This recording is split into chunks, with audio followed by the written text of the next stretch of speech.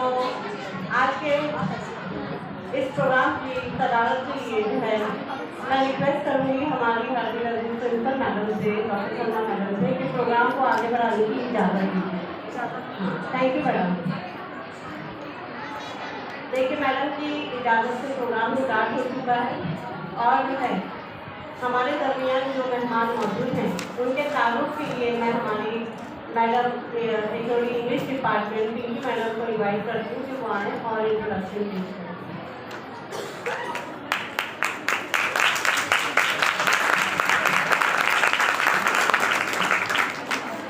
Honorable President of this program, Dr. Salma Abdul Sattar ma'am, Honorable Resource Person, Dr. Salami sir, HOD of Political Science Department, Dr. Lodhi Ganesh Fatma ma'am, and dear students.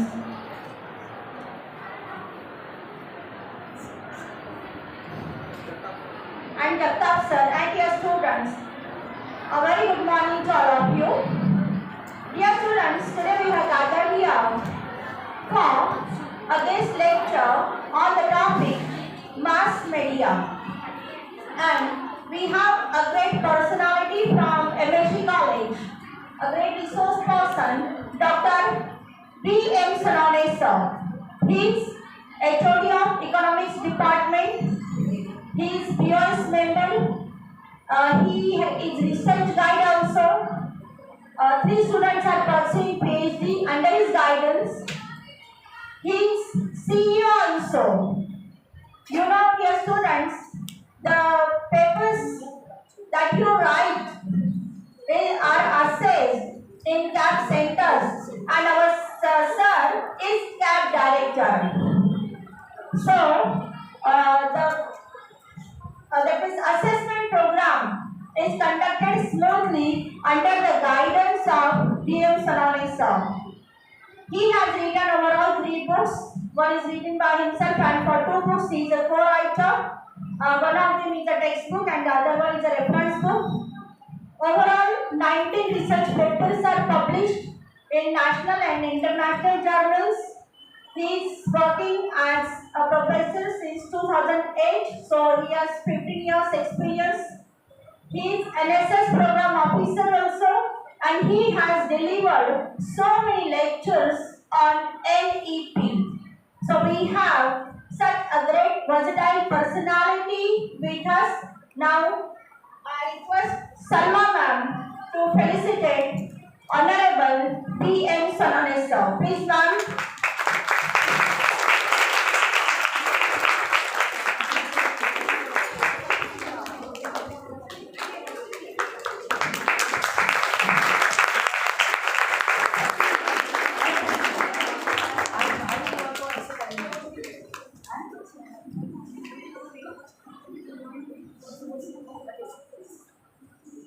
Along with him, the Jagtap sir is there. Now I request once again Salma ma'am to felicitate Jagtap sir. Please ma'am.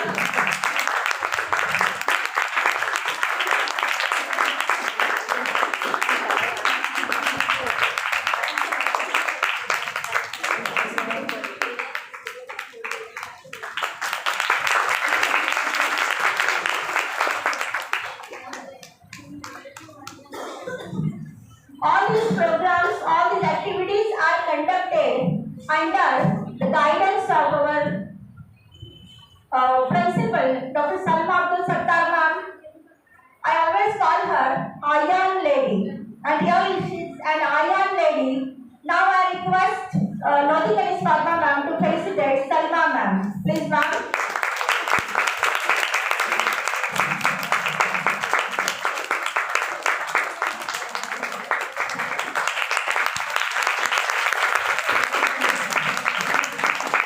Thank you. सुनो शाल उठा के दो बैठ शाल उठाओ वहाँ से नाम के डियर स्टूडेंट्स, फेलिसिटेशन के बाद जो है अब मैं सबसे पहले जो है शर्मा मैडम को ही इनवाइट करूँगी। हमारे प्रिंसिपल साहब पिछली मीटिंग में है, लेकिन जो है मेरी रिक्वेस्ट पे उन्होंने प्रोग्राम अटेंड किया है, तो मैं मैडम से रिक्वेस्ट करती हूँ कि आप स्टेज पर आइए और सोशल साइंस एसोसिएशन को इनॉग्रेट करने का जो है एक हमारा सेगमेंट है वो पूरा करते हैं।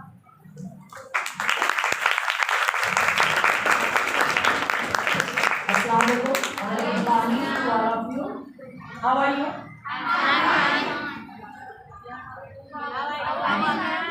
नहीं, मैं इसलिए जो है पूछ रही हूँ तो बड़े सुस्त दिख रहे हो, तो क्या बात है, भूख लगी है? हाँ, बी चीयरफुल बेटा all the time, because you are young generation people ना, हमारे जैसे थोड़ी थक गए हो।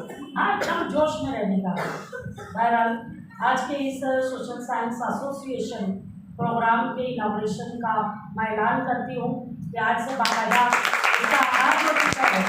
रियल स्टूडेंट्स आपको बता दूँ कि ये social science association through out the year अलग अलग एक्टिविटीज़ के साथ आपके सामने आती है। और हमारे सोशल साइंसेज में सर 3 सब्जेक्ट चलते हैं, economics, history and political science. तो तीनों डिपार्टमेंट के अलग अलग रिसोर्स पर्सन को हम बुलाते हैं, लेक्चर्स भी कराते हैं, अलॉन्ग विथ एक्टिविटीज़ भी होती है। बहुत सारे क्विज कंपटीशन हमने अरेंज किया, पोस्टर कंपटीशन है, रैली वगैरह भी बच्चे करते हैं। Means awareness, social awareness must be there, that's why ये सारी चीज़ें हम करते हैं सर इस एसोसिएशन के थ्रू। और अल्हम्दुलिल्लाह डॉक्टर लोधी कनीस फातिमा मैम इसकी जो है कोऑर्डिनेटर हैं, और उनके जो है तो कोऑर्डिनेटरशिप में साल भर हम लोग अलग अलग एक्टिविटीज़ जो है वो अटेंड करेंगे, अरेंज करेंगे इंशाल्लाह। और आज की जो है देखिए शुरुआत ही इतनी बेहतरीन हुई, सर ने कहा बाय एक्सीडेंट मैं आ गया, तो बाय एक्सीडेंट ही अच्छे काम होते हैं सर, इनके लाभ अचानक ही आता है कि नहीं सर? तो हमको इतने बेहतरीन हमारे छोटे भाई सोनौने सर हमें मिले एज ए रिसोर्स पर्सन आज के इस प्रोग्राम के लिए। सर के ताल्लुक से पिंकी मैम जब इंट्रोडक्शन पढ़ रही थी, बता रही थी आपको सर की पूरी एक ब्रीफ में, अदरवाइज अचीवमेंट सर के there is a long list of achievements. तो इन ब्रीफ मैम बता रही थी तो सर मुझे ये याद आ रहा था, पिंकी मैडम और लोधी मैडम भी मेरी बात से एग्री होंगे कि जैसा कि मैडम ने कहा कि सेंट्रल असेसमेंट प्रोग्राम जो कैप होता है पुणे यूनिवर्सिटी का, तो सावित्रीबाई फुले पुणे यूनिवर्सिटी के इस कैप सेंटर के सर जो है कोऑर्डिनेटर कई सालों से है, और आगे भी इंशाल्लाह भाई हम ऐसे ही दुआ करेंगे कि हमारा भाई रहना चाहिए। तो जब हम लोग वहाँ पे जाते थे, बच्चे देखिए एक इंसान होता है और उसका जो रिलेशन मेंटेन करने का जो एक पैटर्न है, तो वो सर को मैंने बहुत करीब से ऑब्जर्व किया कि जब हम जाते थे पेपर चेक कर, कॉलेज से तक पे निकलते थे, फिर जाते थे हम सभी, आप लोगों का यूनिवर्सिटी का जो पेपर होता है ना, वो सर के कॉलेज में सब चेक होता है, और हम लोगों को एज ए एग्जामिनर सर बुलाते थे एज ए मॉडरेटर, और हम वहाँ जाके काम करते थे आफ्टर 1 o'clock और 2 o'clock, और even on Sundays on holidays हम लोग वहीं पे रहते थे। तो और सर जगताप सर भी रहते हैं वहाँ पर, राहुल सर है, बहुत सारी उनकी टीम है। तो जो माहौल मिला, तो जैसे ही हम लोग एकदम सुनसान में चले गए MSG कॉलेज में, ऊपर चले गए क्या, तो उन्होंने सर को और उनकी टीम को देख लिए तो लगता या भाई के घर पे आ गया रिलैक्स रहने का, तो वो फीलिंग मिली हम लोगों को। और इतना अच्छे माहौल में हम लोग कैप किया, कभी कभी एकदम सुनसान रहता था। संडे से के अक्सर मेरा हुआ कि मैं संडे को ही जाती थी, मैं मेरी सिस्टर ही हैं, कोई भी नहीं, और हम लोग एकदम बेफिक्र करते रहते थे।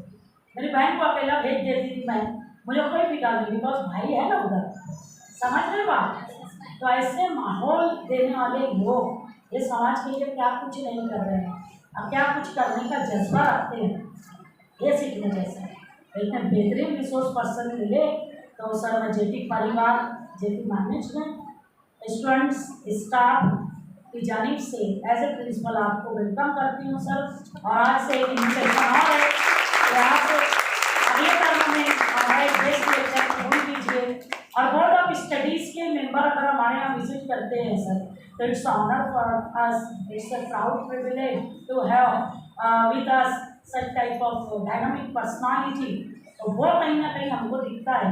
तो बहरहाल बच्चों आज के लेक्चर से फ़ायदा उठाइए।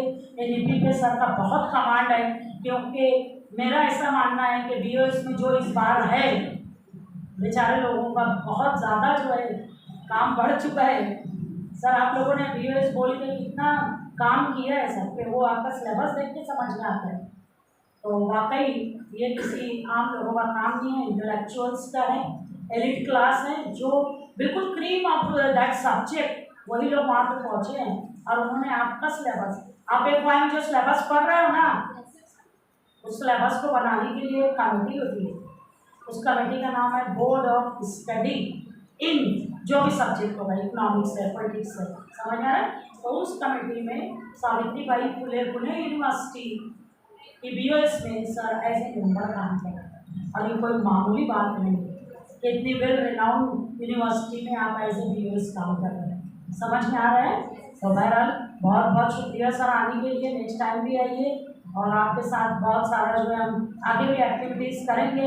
मैं MOU की बात करती हूँ, हमारी मैडम अभी हेल्थ इश्यूज़ की वजह से नहीं है, तो MOU के लिए भी भेजती है, तो एक अच्छा हो जाएगा हमारा।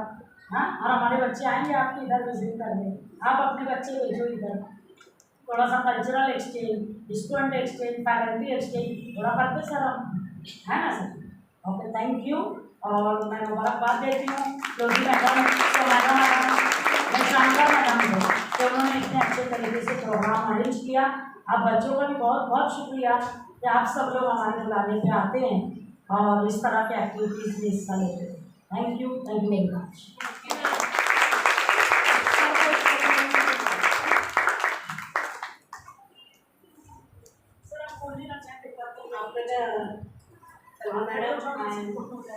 Invited Sunani sir for delivering a lecture title जो भी है, लेकिन सर के जो एक्सपीरियंस है सभी जो है हम इससे फ़ायदा उठाएंगे।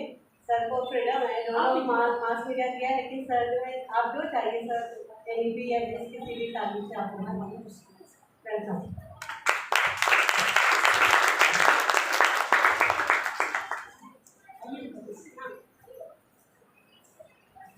नमस्ते।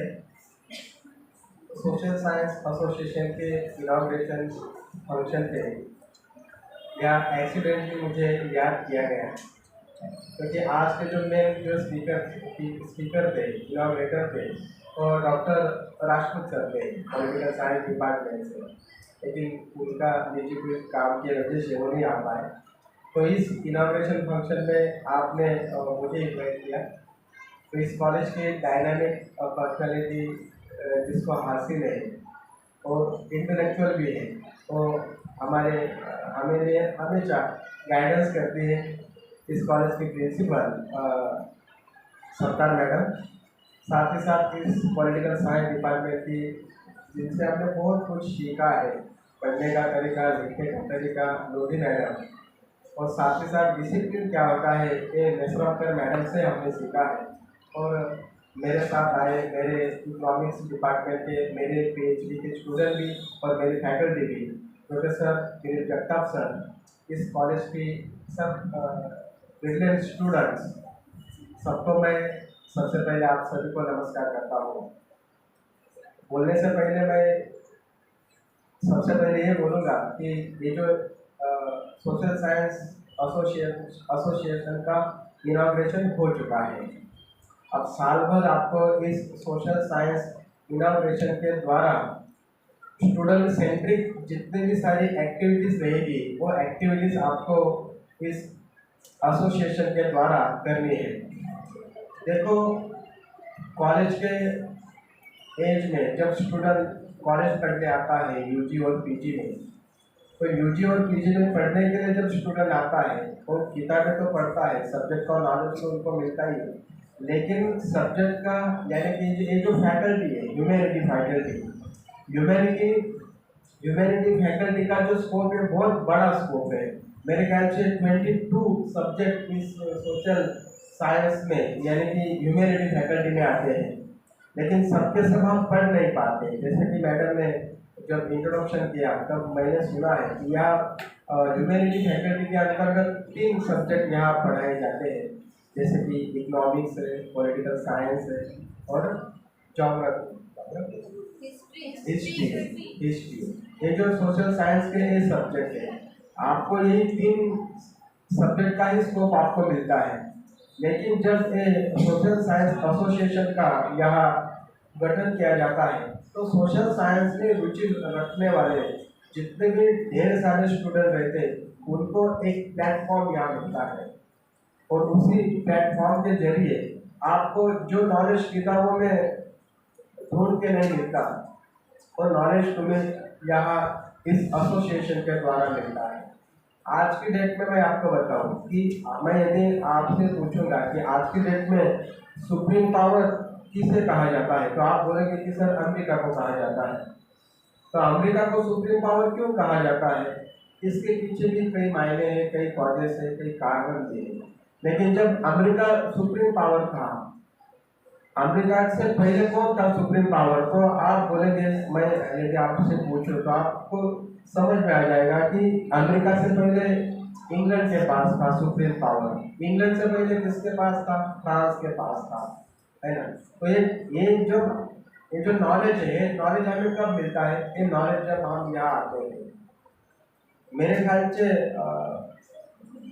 13वीं सदी तक फ्रांस विश्व में एक सुप्रीम पावर था, लेकिन जब 1400 की शुरुआत हुई और 1400 के आखिरी में कोलंबस ने अमेरिका का शोध लगाया और अमेरिका विश्व को मालूम पड़ा।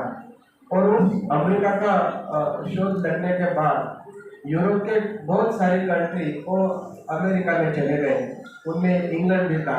और इंग्लैंड ने अमेरिका को भी गुलाम बनाया था लगभग 80 साल तक। लेकिन उस दौरान क्या हुआ कि अमेरिका में उन्होंने जल्दी उसको स्वातंत्र चाहिए था, वो उन्होंने हासिल कर लिया। मेरे ख्याल से 1585 में वो अमेरिका को आज़ादी मिल गई और वहाँ इंग्लैंड को बाहर जाना पड़ा। बाद में इंग्लैंड ने क्या किया, 16वीं सेंचुरी में उन्होंने यहाँ ईस्ट इंडिया कंपनी की यहाँ स्थापना कर दी। अमेरिका छोड़ा, इंडिया में आ गई। और उसके बाद उन्होंने क्या किया कि जो एशियन कंट्री थी, अफ्रीकन कंट्री थी, इनमें बहुत सारी कंट्री में उन्होंने अपना जो बिजनेस था और ईस्ट इंडिया कंपनी के द्वारा वो उन्होंने फैलाया। और उन्होंने बहुत सारी जो वेल्थ जो थी वो उन्होंने अपने देश में अर्न कर ली और उसकी तरक्की हो गई। और फ्रांस से भी आगे अमेरिका इंग्लैंड चला गया और सुप्रीम पावर इंग्लैंड था। और ब्रिटिश स्टर्लिंग पाउंड है उनकी करेंसी थी, वो पूरे देश में वो करेंसी यूज की जाती थी। लेकिन फर्स्ट वर्ल्ड वॉर और सेकेंड वर्ल्ड वॉर में इंग्लैंड का बहुत नुकसान हुआ। अमेरिका हालांकि इंग्लैंड के बाजू में था, लेकिन इंग्लैंड की बाजू में अमेरिका होते हुए अमेरिका में बंदूक से एक गोली इस बाजू से उस बाजू तक नहीं गई, यानी उसका कोई नुकसान ही नहीं हुआ। लेकिन दोनों वर्ल्ड वॉर में हालांकि इंग्लैंड की जीत हुई, लेकिन उसका नुकसान भी बहुत हुआ। और जब देश का बंटवारा 2 भाग में हो चुका था, तब सेम कंट्री अमेरिका ही था। तो अमेरिका के वो ब्रिटेन वुड्स में उन्होंने एक एसोसिएशन वहाँ कॉल की। और वहाँ आने के बाद उन्होंने वहाँ कुछ ऐसे इश्यूज थे, वो ग्लोबल इश्यूज थे, यानी विश्व में ऐसा कोई भी 2 देशों के बीच कोई झगड़ा होता है तो तुरंत लड़ाई करने शुरू हो जाते हैं। तो न्यूक्लियर बॉम्ब भी बन चुका था। यदि ऐसा ही झगड़ा होता रहा तो विश्व में एक मनुष्य समुदाय जो है वो खतरे में आ जाएगी। तो ऐसे लड़ाई झगड़ा नहीं होना चाहिए। तो इसके लिए वहाँ एक प्रपोजल पास कर दिया गया कि यूनो यानी संयुक्त राष्ट्र संघ, यूनाइटेड नेशन का गठन होगा और जो भी देश के आपस में जो भी कोई मसला होगा वो यूनाइटेड नेशन में आके हल किया जाएगा।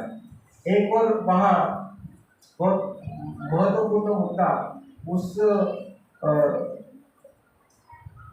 संस्था के वहाँ मीटिंग में एक और मुद्दा वहाँ पारित किया गया, और ये कि देखो सेकेंड वर्ल्ड वॉर के बाद बहुत सारे देश को आज़ादी मिल रही थी और आज़ादी मिलने के साथ साथ हर देश की करेंसी भी अलग अलग हो रही थी, क्योंकि शुरू में जो करेंसी यूज की जाती थी पूरे वर्ल्ड में वो गोल्ड करेंसी यूज की जाती थी। और जब गोल्ड करेंसी हर देश में रहती थी तो एक समान ही रहता था।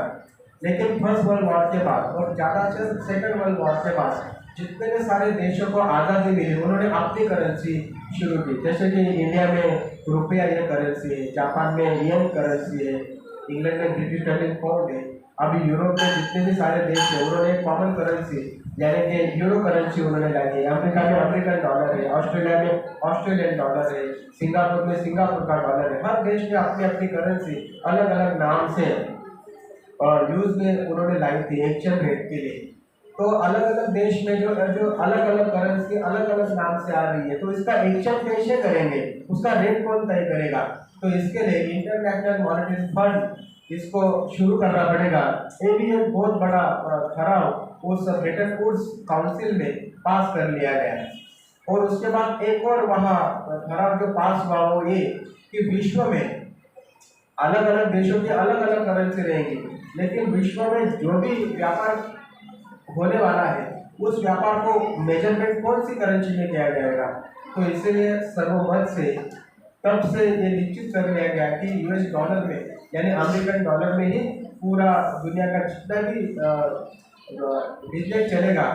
जैसे कि हमारा नेशनल इनकम हो, जब हम यूनाइटेड नेशन को हमारा नेशनल इनकम कितना हुआ है, वर्ल्ड बैंक को कितना हुआ है, ये अब जब बताते तो यूएस डॉलर में ही बताते हैं। और उसी ब्रिटेन वुड्स परिषद में एक और निर्णय लिया गया कि वर्ल्ड बैंक का, क्योंकि जो जो देश आज़ाद हो रहे थे जब उनकी आज़ादी छीन ली गई थी तो उसमें बहुत सोशल प्रॉब्लम आ चुके थे, इकोनॉमिक प्रॉब्लम आ चुके थे, और उनको तरक्की की राह पे यदि लाना है तो उसको पैसों की बहुत ज़्यादा ज़रूरत थी। तो वर्ल्ड बैंक का निर्माण जो है वो वर्ल्ड बैंक का निर्माण भी वो ब्रिटेन वुड्स काउंसिल के जरिए ही किया गया है।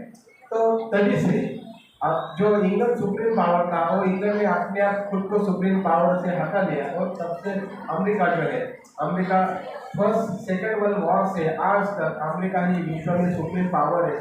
जो वर्ल्ड जो बिजनेस है, वर्ल्ड बिजनेस में अमेरिका का जो हिस्सा है वो 70% है, चाइना का 12% है, इंडिया का 1% है। तो हमें तरक्की भी जो है, देश की तरक्की जो है, जो इकोनॉमिकली तरक्की तो अभी काफ़ी करने बढ़ने वाली है। और सोशल साइंस में जो कई नीतियाँ तय की जाती है, जैसे कि पॉलिटिकल साइंस की यहाँ एचओडी मैडम है, तो हमारे विश्व में करीब करीब 234 कंट्रीज हैं। तो ये जो 234 कंट्री जो है 234, तो इन दोनों में बायलैटरल बहुत सारे इश्यूज होते हैं, तो बहुत सारे एग्रीमेंट भी करने पड़ते हैं, पॉलिटिकल लेवल पे की जाती है, तो पॉलिटिकल थिंक भी बहुत जरूरी होती है। साथ ही साथ इकोनॉमिक तरक्की करनी है तो इकोनॉमिक के द्वारा भी बहुत सारे बायलैटरल इश्यूज रहते हैं, तो उनके जरिए बहुत सारे एग्रीमेंट किए जाते हैं कि तरक्की बन जाए, बिजनेस का कम्युनिकेशन हो, और दूसरे देशों में जो कई जो फर्म है वो फर्म हमारे देश में आके यहाँ लागत करे, यहाँ वो प्रोडक्शन करे, यहाँ का रोजगार बढ़े, जो नेचुरल रिसोर्सेज मिले और नेचुरल रिसोर्सेज का ज़्यादा से ज़्यादा यूज जो है वो यूज ह्यूमन वेलफेयर के लिए किया जाए। तो ये बहुत सारे काम जो है वो इस ह्यूमैनिटीज़ के अंदर के जो सब्जेक्ट है इन्हीं के द्वारा उसका नॉलेज जो मिलता है। और आपको मैं बता दूं कि ये जो सोशल साइंस का जो इनॉग्रेशन यहाँ हुआ है, और मैडम ने बताया कि 3 डिपार्टमेंट है, तीनों डिपार्टमेंट साल भर 3-3 एक्टिविटी लेने वाले हैं। तो मतलब 9 एक्टिविटी तुम्हारी इस सोशल साइंस एसोसिएशन के द्वारा हो जाएगी।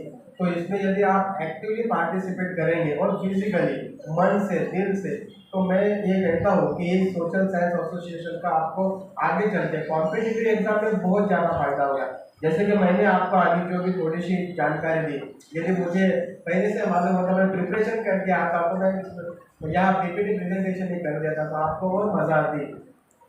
लेकिन मेरा आजकल का जो ज़्यादा एरिया जो है इंटरेस्टेड एरिया वो एनईपी की तरफ ज़्यादा है, क्योंकि सावित्रीबाई फुले यूनिवर्सिटी में मैं इकोनॉमिक्स डिपार्टमेंट का बीएस मेंबर हूँ।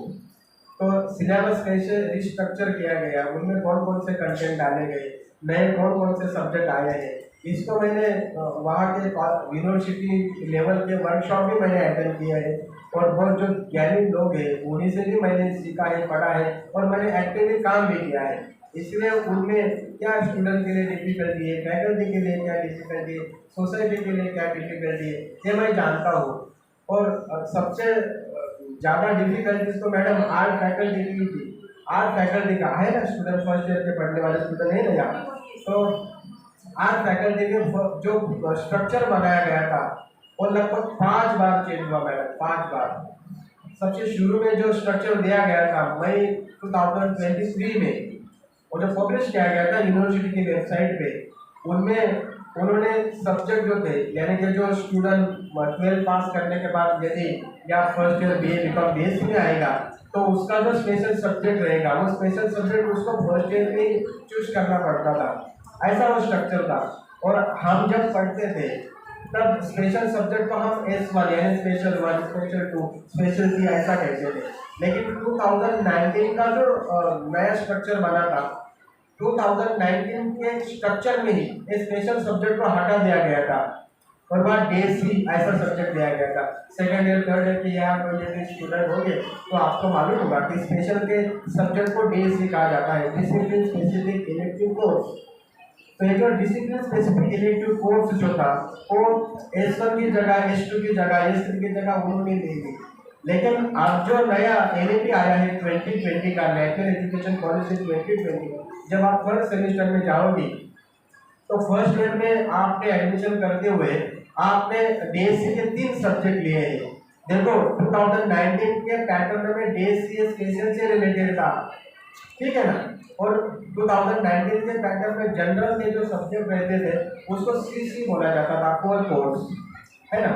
आप जो CC है को करिकुलर एक्टिविटी, ऐसा उनका नामकरण चेंज कर देगा। वो 50 मार्क्स का सिलेबस है जो आपको सेकंड सेमेस्टर में देना है, फर्स्ट सेमेस्टर में नहीं। फर्स्ट सेमेस्टर में आपको IKS दिया गया है, इंडियन नॉलेज सिस्टम, जो हिस्ट्री डिपार्टमेंट ने बनाया हुआ जो सिलेबस है, art science, commerce, computer science, BBS, ये सबको फर्स्ट ईयर के जितने भी स्टूडेंट है वो IKS का वो सिलेबस वो पढ़ेंगे, उसकी एग्जाम वहाँ देनी पड़ेगी। मैं ये बता रहा था कि 2019 पैटर्न में DSC है एक स्पेशल से रिलेटेड था।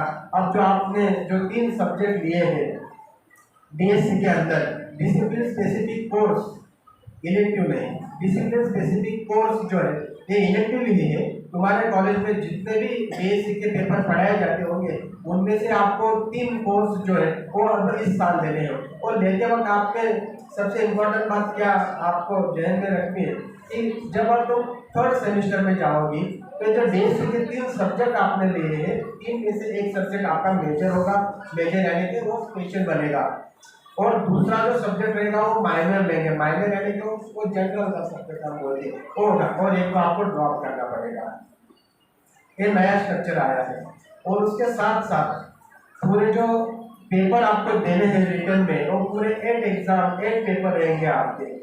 8 में से कुछ जो है DSC के पेपर वो 100 मार्क्स के, 100 में से वो 30 मार्क्स इंटरनल और 70 मार्क्स की यूनिवर्सिटी की एग्जाम होगी। मैं आपको इकोनॉमिक्स का बता दूँ, पॉलिटिकल साइंस का भी वही है। अब कैसा होगा देखो, 100 मार्क्स का पेपर है और 2 पार्ट में बटा है, थियरी और प्रैक्टिकल में, यानी कि 50 मार्क्स की थियरी है और 50 मार्क्स की आपको प्रैक्टिकल दी गई है। और थियरी को और प्रैक्टिकल दोनों को इंटरनल रखा है, यानी 15 मार्क्स का इंटरनल रहेगा।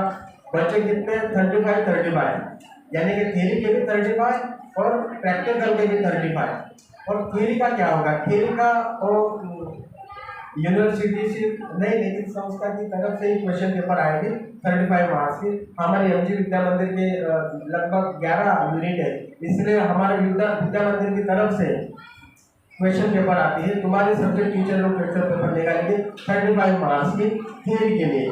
और प्रैक्टिकल के लिए क्या रहेगा, प्रैक्टिकल के लिए वो सब्जेक्ट टीचर के ही पास वो मार्क्स रहेंगे, उनमें आपको प्रैक्टिकल दी जाएगी। 3 प्रैक्टिकल रहेंगे 5 मार्क्स के, 35 में से 5 यानी कि 15 चलेंगे, 20 मार्क्स अभी बचे हैं।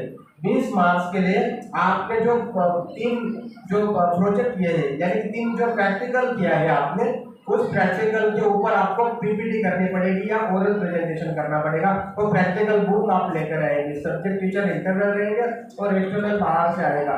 और आपको जो प्रोजेक्ट बनाया है, आपने जो प्रैक्टिकल बनाया है, उस प्रैक्टिकल के ऊपर आपको सवाल पूछेंगे। 10 मार्क्स इंटरनल एग्जामिनर देगा और 10 मार्क्स एक्सटर्नल एग्जामिनर देगा, वो सबके एक मिल जाएंगे और 35 मार्क्स हो रहेंगे। तो ऐसा नया स्ट्रक्चर आया है, जैसे कि IKS का सिलेबस है, BS का सिलेबस है, एबिलिटी NSL कोर्स का सिलेबस है, ये सब 50 मार्क्स के हैं। तो उनकी इंटरनल एग्जाम 15 मार्क्स की रहेगी और जो एनुअल एग्जाम रहेगी फर्स्ट सेमेस्टर की, जो दिवाली की छुट्टी के बाद होने वाली है, तो वो 35 मार्क्स की रहेगी। तो ऐसा एक नया स्ट्रक्चर आया है। आगे जाएंगे तो कम्युनिटी एंगेजमेंट प्रोग्राम में भी आपको और उनके भी मार्क्स दिए गए हैं, CEP यानी कम्युनिटी एंगेजमेंट प्रोग्राम। जो भी हम जिस कल्चर में आते हैं और जो सोशल प्रोग्राम चलते हैं, उस सोशल प्रोग्राम को भी सिलेबस में इन्वॉल्व कर दिया गया है। ओजीटी नाम का नया पेपर आएगा, ऑन जॉब ट्रेनिंग। तुम पॉलिटिकल साइंस में पढ़ती हो तो पॉलिटिकल साइंस का जितना भी सारा स्कोप है उस स्कोप के दायरे में एमओयू किए जाएंगे, 5 एमओयू रहेंगे, या उस दायरे में जो भी स्कोप के अंदर आता है वहाँ जाके आपको, और जो ओजीटी का तो 100 मार्क्स का रहेगा, यानी कि 120 आवर्स आपको वो वर्क करके लाना है, तो ओजीटी का वो 100 मार्क्स का वो रह जाएगा। और प्रैक्टिकल बेस वो सिलेबस जो है वो बनाया गया है। आगे चलकर जब 3rd ईयर में जाएंगे तो आपको आरपी नाम से नया पेपर आएगा। आरपी का मतलब है रिसर्च, आरएम का मतलब है रिसर्च मेथोडोलॉजी, और रिसर्च की मेथोडोलॉजी आपको 3rd ईयर में पढ़ाई जाएगी। और आरपी यानी कि रिसर्च प्रोजेक्ट, वो भी आपको लास्ट सेमेस्टर जो रहेगा वहाँ रहेगा।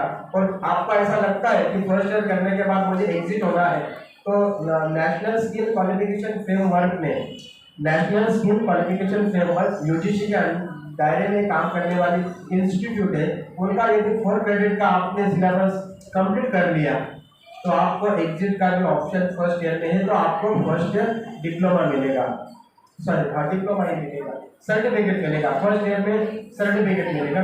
2nd ईयर में यदि आप एग्जिट करते हो, एग्जिट ऐसे नहीं होगा, नेशनल स्किल क्वालिफिकेशन फ्रेमवर्क का सिलेबस 4 क्रेडिट का नहीं, तो आपको इंटर्नशिप करनी पड़ेगी 4 क्रेडिट की इंटर्नशिप। ये 2 ऑप्शन आपके लिए दिए गए। 2nd ईयर में आप एग्जिट होते हो तो आपको डिप्लोमा सर्टिफिकेट दिया जाएगा। 3rd ईयर में आप पूरा सिलेबस डिग्री कंप्लीट कर लेते हो तो आपको डिग्री प्रोवाइड की जाएगी। और यदि आपको ऐसा लगता है कि चलो मैं 4th ईयर भी मैं पढ़ाई करना चाहता हूँ या करना चाहती हूँ, तो वहाँ 2 ऑप्शन है आपके, बीए ऑनर्स विद रिसर्च। मतलब 4 साल का ये डिग्री प्रोग्राम करने के बाद आपको ऐसा लगता है कि मैं आगे जाके रिसर्च करूँ, तो आप बीए ऑनर्स विद रिसर्च करने के बाद सीधा आपको पीएचडी के लिए यानी रिसर्च के लिए एडमिशन मिलेगा, फेलोशिप भी मिलेगी, स्कॉलरशिप भी मिलेगी।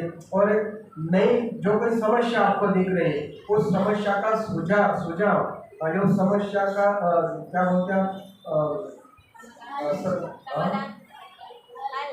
हल जो है जी, और सॉल्यूशन, राइट, वो सॉल्यूशन आप भी निकाल सकते हो। एक नया नॉलेज आप दे सकते हो, नया नियम, नया थॉट, नई थ्योरी आप प्रसिद्ध कर सकते हो और आपका नाम बनेगा विश्व में। आज इकोनॉमिक्स पढ़ने वाले जितने भी स्टूडेंट हैं, डेविड रिकार्डो को आज भी जानते हैं, एडम स्मिथ को आज भी जानते हैं, प्लूटो एरिस्टोटल को आज भी जानते हैं। क्यों जानते हैं? क्योंकि उन्होंने ऐसा रिसर्च किया और पब्लिश किया, उसको सालों तक लोग याद रखें। जब तक ये सूरज चांद है जिसका नाम तो आप चलता ही रहेगा, क्योंकि नया रिसर्च करने के लिए पुराना रिसर्च भी बहुत सपोर्टेड होता है।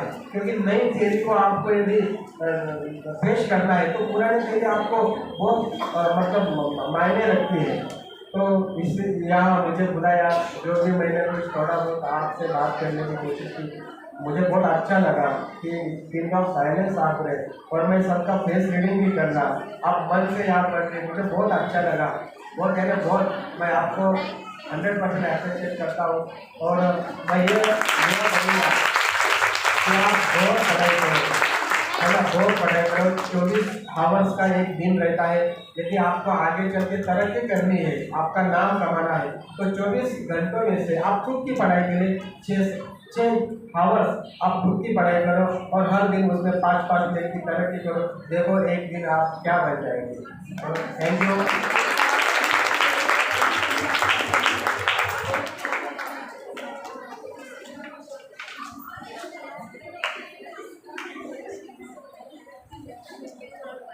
Dear students, on the behalf of Social Science Association, our principal, Dr. Sarma Madam, and dear students, on the behalf of you, I am very thankful to Sonali sir who come here and deliver such a nice and motivational lecture. And he also explained the objective of NEP, National Education Policy, and explain also the different examination pattern of this through this NEP. Sir, I am very thankful to you, and dear students, I am also very thankful to you. Dear students, अगर आप नहीं हैं तो programme नहीं है। आपने जो है बहुत ज़्यादा कॉपरेशन किया कि after your computer science lecture you attend this lecture और my request, so I am very thankful to all of you dear students, thank you very much.